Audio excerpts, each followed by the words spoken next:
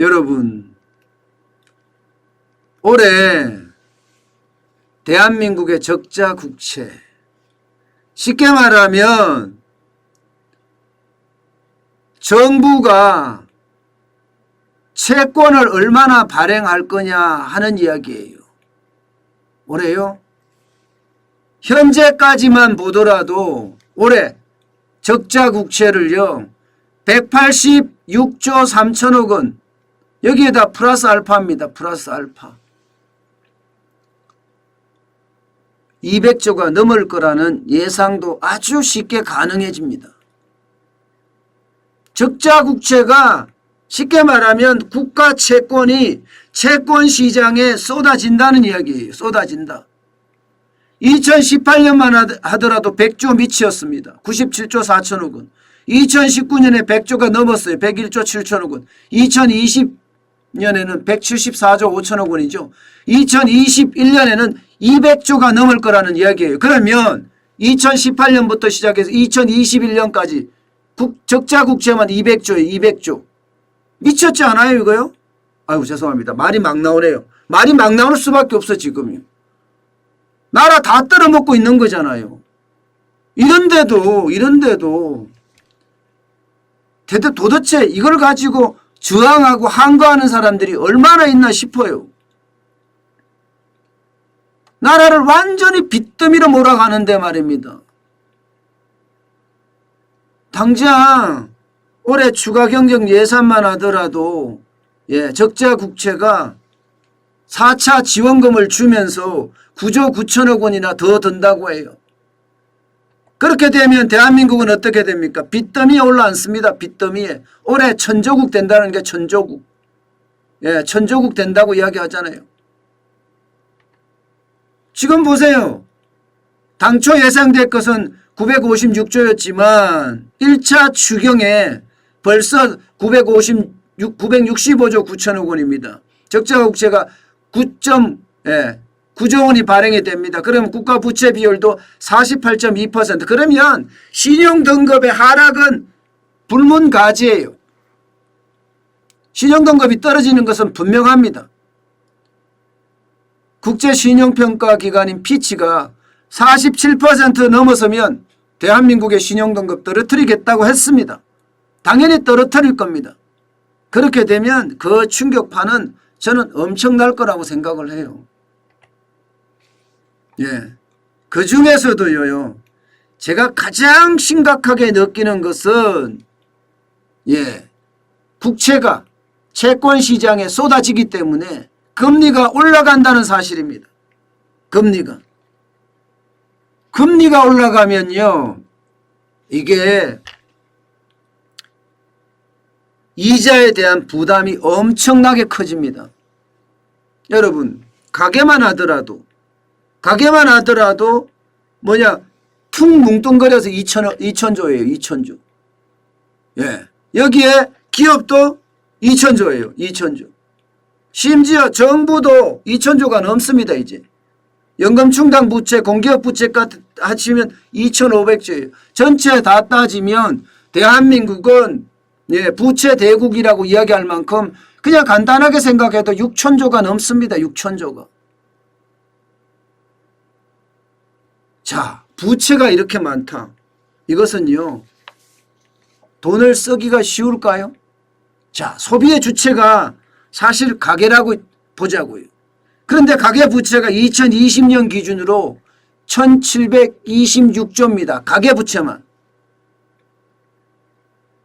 지난해 대비해서 7.86%가 늘어났습니다. 지난해 1600조였는데 2019년에 1600조였는데요. 2020년에는 1726조예요. 엄청난 부채입니다. 이 부채만 있는 게 아니잖아요. 일반적으로 OECD 기준 이렇게 보면 이게 자영업자 부채도 가계부채에 포함이 되거든요. 그럼 자영업자 부채는 얼마냐? 자영업자 부채는 현재까지 보면 755조, 작년 6월 기준으로 말입니다. 229.6건이에요. 6건. 755조. 물론 이거는 가계부채하고 같이 합쳐져 있는 겁니다. 가계부채가 자영업자 부채가 같이 합쳐져. 자영업하는 사람들 부채를 다 포함해 봤더니 가계부채와 가계담보한 부채를 다 합쳤더니 755조 1천억 원이더라. 이 둘을 합쳐요. 중복된 걸 빼고. 그러면 가계부채 비율의 어떤 추이가 이 정도까지 올라갑니다. 명목 GDP 대비 101.1%까지 올라갑니다. 2020년 기준민입니다. 여러분, 가계부채가요, 국제금융학회나 이런 데 따르면요, 일반적으로 85%, 명목 GDP 대비 85%가 넘어가면 소비가 떨어진다는 그런 예측을 하고 있습니다. 그렇다면 우리는 101.1%예요. 그러면 소비력이 늘어날까요? 아닙니다. 이자 갚는 것 때문에 소비력이 떨어질 수밖에 없어요. 그것도 많이 떨어질 수밖에 없습니다. 많이 떨어질 수밖에. 이자를 갚아야 하기 때문에 그에 대한 후폭풍이 엄청나게 커진다는 이야기가 돼요. 엄청나게. 이렇게 됐을 때 여러분, 이렇게 됐을 때 가계가 소비가 줄으면 어떻게 돼요? 이게 바로 소비 위기에 직면해 버리는 거예요. 소비 위기. 소비가 위기가 되면요, 공급은 어떻게 되겠습니까? 공급은 그만큼 낮춰질 수밖에 없어요. 그러면 공장은 가동률이 줄어들고 일자리는 줄어듭니다. 이게 결국은 소비발 경제 위기가 올 수도 있다는 이야기입니다. 수출이 좋아지는 거 분명히 있어요. 전 세계가 코로나19에 벗어나면서 보복 소비가 일어나고 있기 때문에 우리 수출은 앞으로도 좋아질 겁니다. 그렇지만 가계의 소비는 어떻게 될 것인가? 점점 망가질 수도 있다. 이런 얘기예요. 그러면 보세요, 여러분. 경제성장률이라는 것은요, 소비 부분이 있고요, 투자 부분이 있고 여기에 수출 부분이 있습니다. 전체적으로 비교를 해보면요, 이 소비 부분이 가장 큰 부분이에요.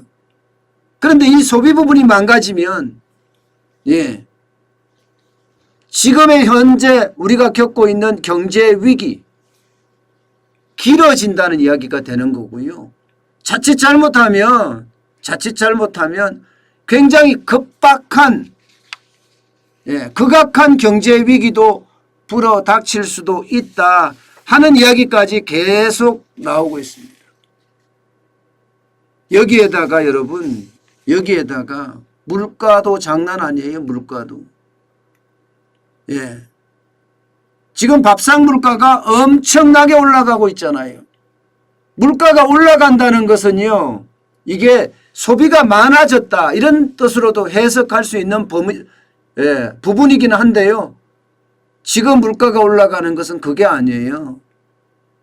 곡물값이 올라가기 때문에 물가가 올라가고 있는 겁니다.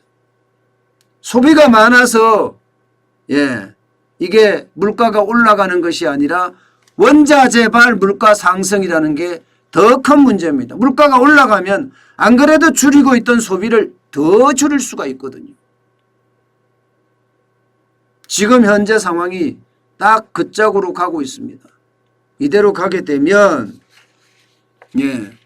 내수가 제대로 안 살아나서 경제 위기가 앞으로도 더 갈 수 있다. 지금처럼 더 갈 수 있다. 이런 해석이 가능하게 됩니다. 그만큼 지금 내수는요, 점점 쪼그라들고 있습니다. 그래서 우리 경제의 가장 큰 복병이라고 이야기할 수 있는 게 내수, 소비가 아닌가. 저는 그렇게 생각합니다. 그만큼 위기의 끝이 어딘지 모르겠다. 이런 생각이 가능하게 되는 거죠.